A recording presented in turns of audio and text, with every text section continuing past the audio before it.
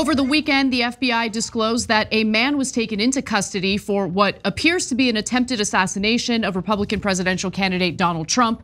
This is now the second assassination attempt against Donald Trump in as little as 3 months. The last time it took place, of course, in Pennsylvania. This was in July. But as you see, the suspect in the latest assassination attempt has been taken into custody, meaning authorities will be able to ask him some questions, although for now, reports indicate that he is not cooperating with authorities. Now, here's what we do know about the attempted assassination. The shooter targeted Trump at his golf course in West Palm Beach, Florida. Trump was luckily unharmed and is safe. And in fact, he said in a statement, quote, "There were gunshots in my vicinity, but before rumors start spiraling out of control, I want you to hear this first. I am safe and well. Nothing will slow me down. I will never surrender." He also sent an email to campaign staffers, which the Associated Press obtained. And in it, Trump wrote the following: "We ask that you remain vigilant in your daily comings and goings. As we enter the last 50 days of President Trump's campaign, we must remember that we will only be able to save America from those who seek to destroy it by working together as one team." But later on, today in fact, Donald Trump also took some time to place some blame on Joe Biden and Kamala Harris and how he believes their rhetoric is inspiring this type of violence against him. Speaking to Fox News Digital's Brooke Singman, he said the following. He believed the rhetoric of Biden and Harris and he acted on it, meaning the shooter, okay? Or the would-be assassin, I should say. "The rhetoric is causing me to be shot at when I am the one who is going to save the country, and they are the ones that are destroying the country both from the inside and out." And then Trump pointed to Biden and Harris's past comments casting Trump as a threat to democracy while telling Americans they are unity leaders. They are the opposite, Trump said. "These are people that want to destroy the country. It is called the enemy from within. They are the real threat." I mean, kind of engaging in the very rhetoric that he's trying to denounce here.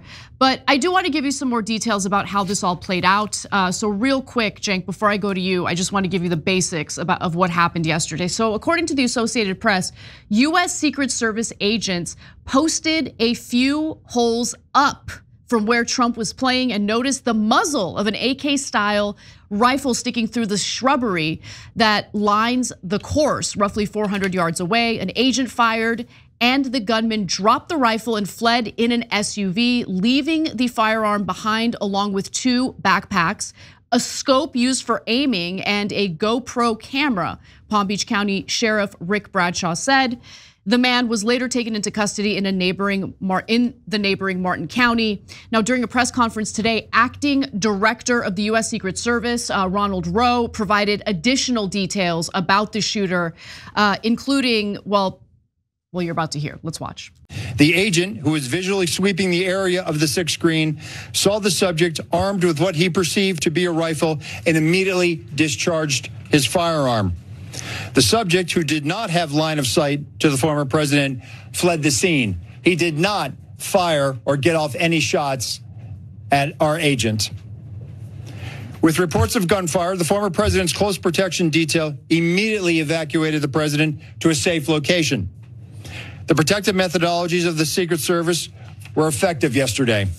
So he, according to what you just heard, did not fire his weapon. We also learned today that the shooter, who is a 58-year-old by the name of Ryan Routh, was on the scene for hours, arriving near the tree line of the Trump International Golf Course at 1:59 a.m. on Sunday. And Secret Service had opened fire nearly 12 hours later at 1:31 p.m. Cenk.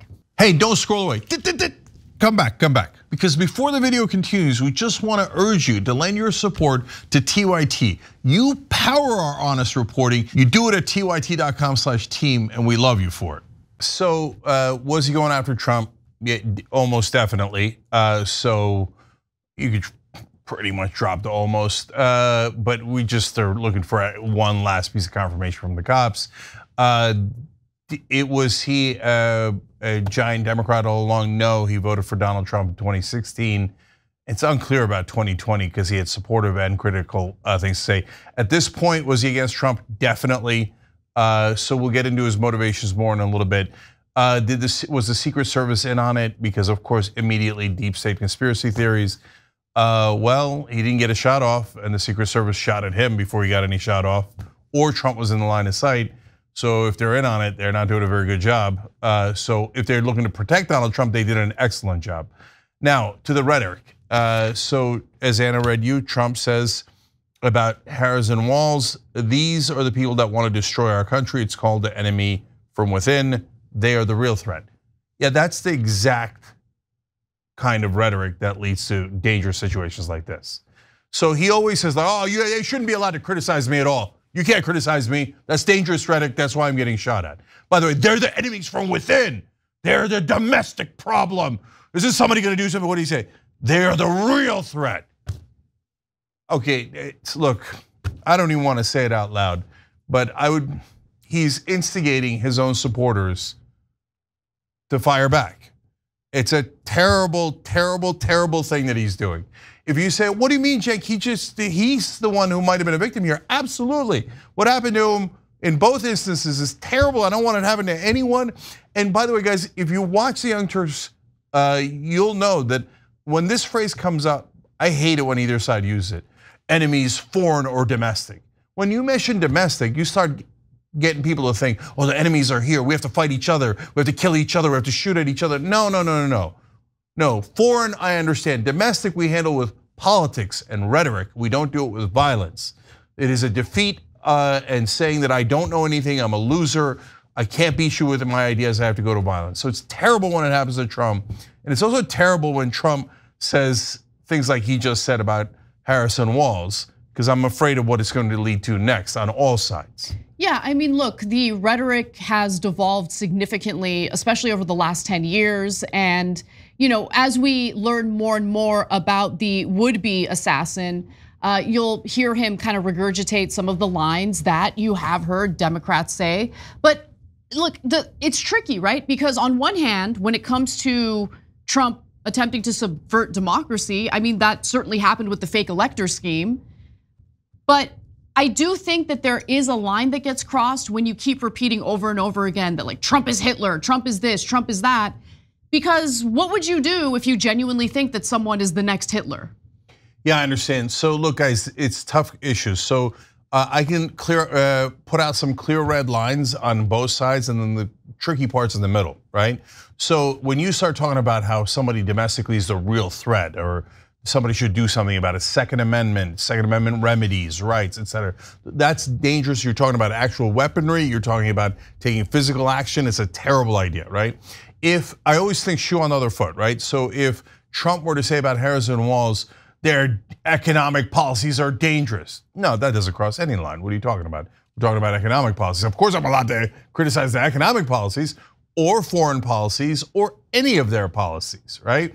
And unfortunately for Trump, he has done a lot of terrible things. And so including trying to destroy our democracy. That's true, he did a fake elector plot. Now that doesn't mean he's Hitler. And yeah, I hear what you're saying, Anna, and that's where you get into the, oh boy, like how do you frame this in a way that isn't dangerous, right, but is still accurate, right? But if you want me to stop saying that he tried to destroy democracy, you should have talked to Donald Trump 4 years ago when he was in the middle of trying to destroy democracy. So you can't have it both ways and say, I want to be able to rush the Capitol at any time, cause massive violence, take over the Capitol by force, and have a fake elector plot, which is essentially a coup against America, and put the wrong guy into office on purpose. But you're not allowed to mention that, otherwise it might cause violence. No, it doesn't work that way. So I think the overwhelming majority of it, Anna, is legitimate, both from Harris and Walls and from Trump. Trump has said 1,000 incredibly vitriolic things. And by the way, on that stuff, whenever it doesn't hint at violence, I totally defend him. If you notice, I use aggressive rhetoric, okay? And I think the Democrats have been too polite and too civil for 20, 30 years here. But there's a giant difference between aggressive rhetoric and things that lead towards violence and that insinuate that you should do violence, like, oh, the threat is over there. right? Oh, they're the real terrorists. Somebody should do something about it. And by the way, that's true when right when you're saying, but also to Anna's point, if you're on the left and you're constantly saying, he's Hitler, somebody should do something about it. Okay, now we're in a gray zone that is very uncomfortable. So let's talk a little bit about how law enforcement took the would-be assassin into custody. As I mentioned earlier, he was identified as 58-year-old Ryan Wesley Routh. He described himself as self-employed in the affordable housing area, apparently a affordable housing builder in Hawaii, although he spends time in both Hawaii and North Carolina. He also criticized Trump on social media, and we're going to get into the nitty-gritty on those details in a separate story, in a separate video. But for now, here's Martin County Sheriff William Snyder explaining how he took the assassin, or how authorities took the assassin into custody. Let's watch.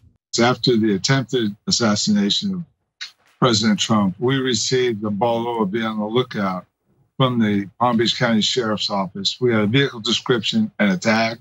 We immediately deployed to the interstate. We are the border county to Palm Beach County. And so we put all our resources up on the interstate, helicopter, everything we had.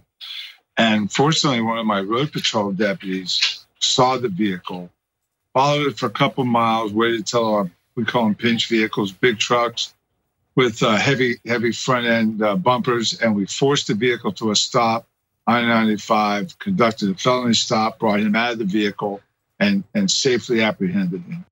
Now, some interesting elements of his arrest. So Snyder also told a local news station, WPTV, that the suspect, quote, was not armed when he took him out of the car, but he was also driving an SUV with stolen license plates.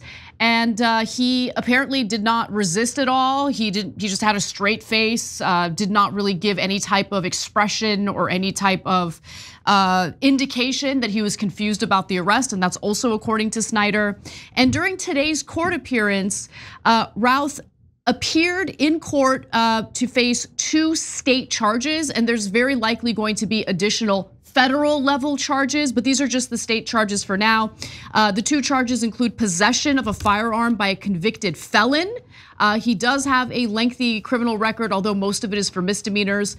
One of the things he ended up getting arrested for was a hours-long standoff with police in which he was in possession of what was referred to as a weapon of mass destruction. We'll get into the details of that in a separate clip.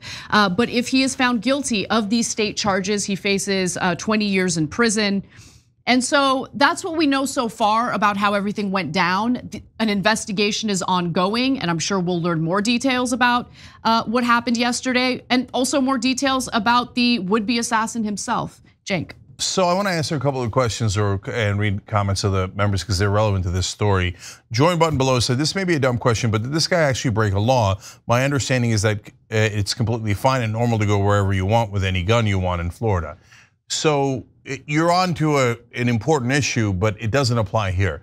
So yes, if he was walking by Trump International Golf Course with an AK-47, I don't know the local laws, but in some states that is perfectly legal, okay? But I don't know if it's true in Florida. But in this case, no, he broke plenty of laws. So he had rubbed out the serial number on the rifle, which is illegal.